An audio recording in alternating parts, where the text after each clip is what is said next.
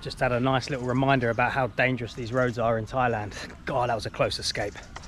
Literally a car just literally pulled out, didn't even look, almost took me out. Whew, don't need coffee before today's workout. We're back on the track. Anyone that's been following on through these interval sessions on a Tuesday, we've been building. So last week was 8x800s, today is 6x1k, aiming for around sort of that 4:15, 4-minute mark. But that thing in the sky has been relentless today. Normally I train at like 5:30 because it's much cooler. Today, not so much.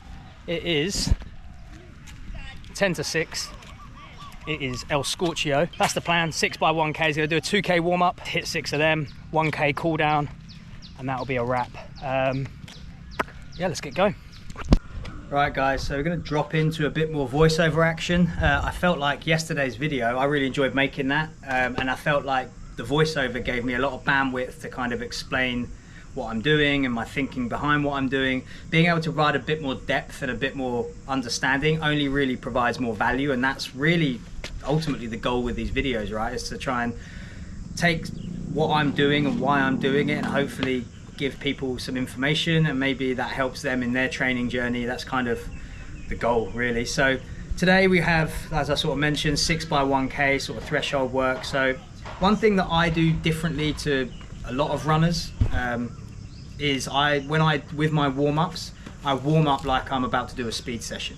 One of the critiques of when I've done running programs and stuff like the warm-up is very much just sort of like just run an easy 2k.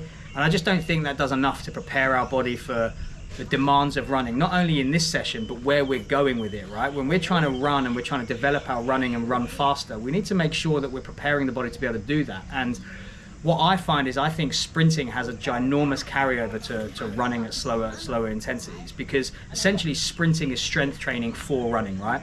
Because if you want to improve something, the closer you can make the activity to the thing you want to improve, the higher the carryover. So squats and lunges and stuff like that, you can get stronger in those movements. They're going to have a very marginal carryover to your running form. Whereas going through a dynamic warm-up, the drills I'm going to kind of show you through, and then some speed work, like I feel teaches you how to maintain correct running form, how to strike the ground effectively and efficiently with forward propulsion.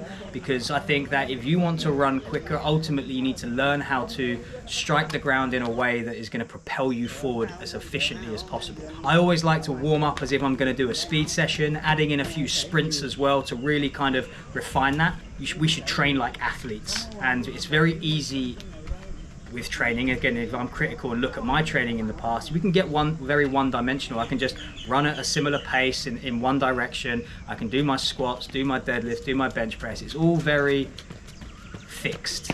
And sometimes we just need to diversify and just get our body moving in all the different ways it can move, right? So following just a very general warm-up, I went through some drills. So key things that I kind of look for with my drills is rhythm, timing, coordination. That's always a big one, making sure we're moving and we're moving well and as efficiently as we can.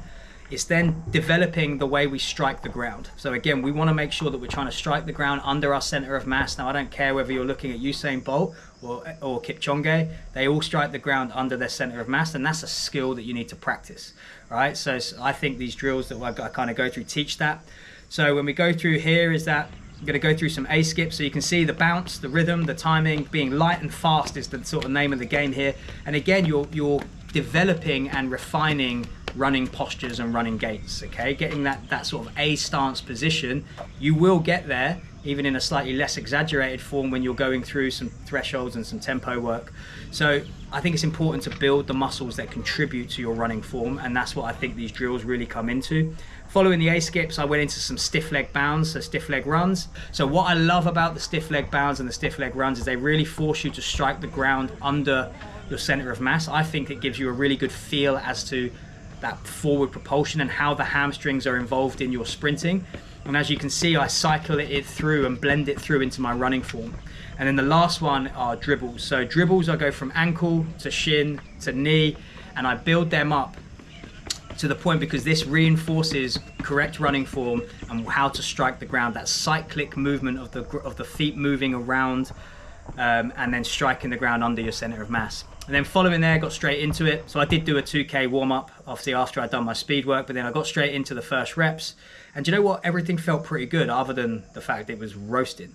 But yeah, kind of went through the first reps. Now, what was quite nice is I've done this workout before, so I can compare this session to the one I did back in November, and I'll pop the two on the screen. So you can kind of see that on average, I'm kind of moving at about 20 seconds per K quicker, which is great, but the average heart rate per rep is about the same. The one I did back in November was done obviously in England in November, so temperature was much cooler. My heart rate is generally sort of quite a bit lower in the cooler temperatures, and it rises 5-6 beats a minute in the heat. So actually to have a comparable heart rate at quicker efforts, I'm going to take as a ginormous win. So I feel strong going into this. Again, what we're looking for is improvement. I'm not trying to set the world on fire here. I'm by no means an exceptional runner, but it's all about improving and getting better day by day, week by week, month by month. That's the name of the game, right? That's why we train, is to improve ourselves, and being able to compare ourselves to who we was yesterday or months ago and seeing that improvement gives me the confidence that I'm on the right path.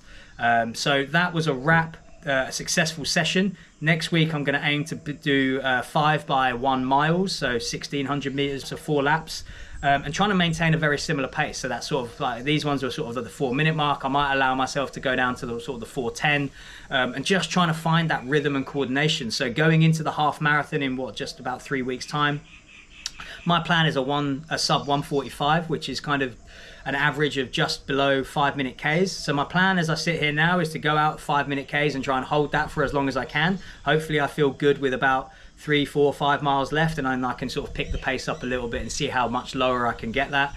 Again, but that's the plan. We'll see what happens on the day, and you know, if I can't hang that pace, then I'll get the best I can. And if I feel good and I feel like I could have gone quicker, then that's a win as well. And I can just sort of maybe nudge that performance up a little bit next half marathon and see if I can't chip away at that time and get somewhere down near a 130 over the course of this year. So we'll see how it goes. It's all about sort of just continual development. I'm not holding myself to a certain time, and even if I don't do a sub 145, it won't be a failure because I've completed all the training and I'm definitely better, as we can see here. You know, you can't judge yourself on how you perform on one day. It's how consistently you perform over months, weeks, years. And yeah, like I say, that's the approach I always take to my training. It's the long-term approach. I'm not trying to kill myself in 6 weeks, 8 weeks, 12 weeks. I see my program as a 6-year, 8-year, 12-year program. I still want to be doing this in my 50s and 60s and 70s. So I want to be doing this forever. So consistency is king, not kidding myself with intensity, and really just brick by brick building myself up. So hopefully you enjoyed this video. If you did, like, follow, subscribe, all that jazz, and I will catch you guys tomorrow. Peace.